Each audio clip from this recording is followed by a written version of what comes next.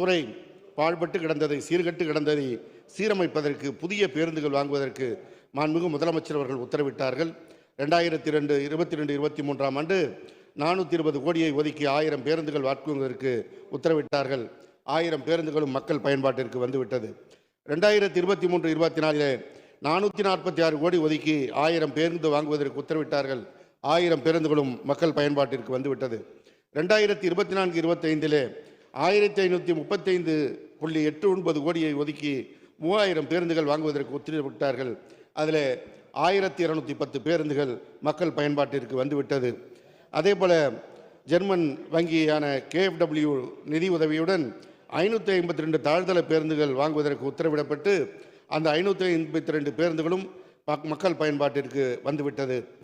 KfW மூலமாக 1614 சாதாரண diesel பேருந்துகள் வாங்குவதற்கு 7/10/2024 அன்று டெண்டர் விடப்பட்டு விரைவில் அந்த பேருந்துகள் பயன்பாட்டிற்கு வர இருக்கின்றன.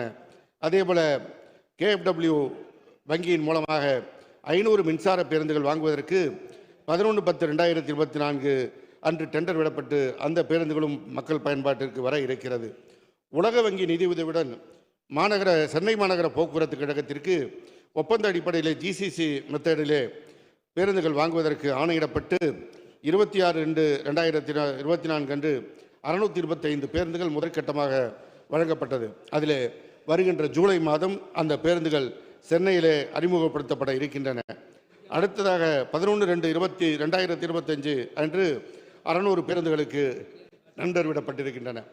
இதல்லாமல் இந்த ஆண்டு 2025-26க்கு 3000 புதிய பேருந்துகளை கொள்முதல் செய்வதற்கு மாண்புமிகு முதல்வர் அவர்கள் உத்தரவிட்டு அவையும் டெண்டர் நிலையில் இருக்கிறது.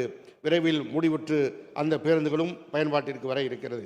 இப்படி மொத்தம் 3778 பேருந்துகள் கடந்த 2 நாட்களுக்கு முன்பு வரை மக்கள் பயன்பாட்டிற்கு வந்திருக்கின்றன. மீதி 8129 பேருந்துகள் மக்கள் பயன்பாட்டிற்கு வர இருக்கிறது. இதல்லாமல் அடித்தட்டம் சரியாக இருக்கின்ற நல்ல நிலையில் இயங்கக்கூடிய பேருந்துகளை அதனுடைய கூடுகை மறுசீரமைப்பித்து கட்டுவதற்கு 1000 கோடி ரூபாயை 130 கோடி ரூபாயை 2022-23 ஆண்டிலே முதலமைச்சர் அவர்கள் வழங்கினார்கள். அதில் 1000 பேருந்துகள் கூடு கட்டி மக்கள் பயன்பாட்டிற்கு வந்துவிட்டது.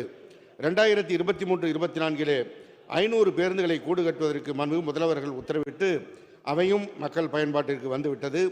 இந்த ஆண்டு 2025-26 754 புதிய பேருந்துகள் கூடு கட்டுவதற்கு டெண்டர் விடப்பட்டிருக்கிறது. இதில்லாமல் காற்று மாசுபடுவதை தடுப்பதற்கு CNG என்கின்ற அந்த இயற்கை வாயு அடிப்படையில் புதிய பேருந்துகளை இயக்குவதற்கும் முதல்வர் அவர்கள் உத்தரவிட்டிருக்கிறார்கள். 746 புதிய பேருந்துகள் வாங்குவதற்கு டெண்டர் விடப்பட்டிருக்கிறது. அதேபோல ஏற்கனவே இயங்குகின்ற பேருந்துகளில் 1000 பேருந்துகளை CNGயாக மாற்றி இயக்குவதற்கும் நடவடிக்கை எடுக்கப்பட்டிருக்கிறது. இந்த புதிய பேருந்துகளை எல்லாம் வாங்குகின்ற நேரத்தில் புதிய பணியாளர்களை பணிக்கு எடுக்க வேண்டும் என்று அந்த நடவடிக்கையும் மாண்புமிகு முதல்வர் அவர்கள் உத்தரவிட்டார்கள்.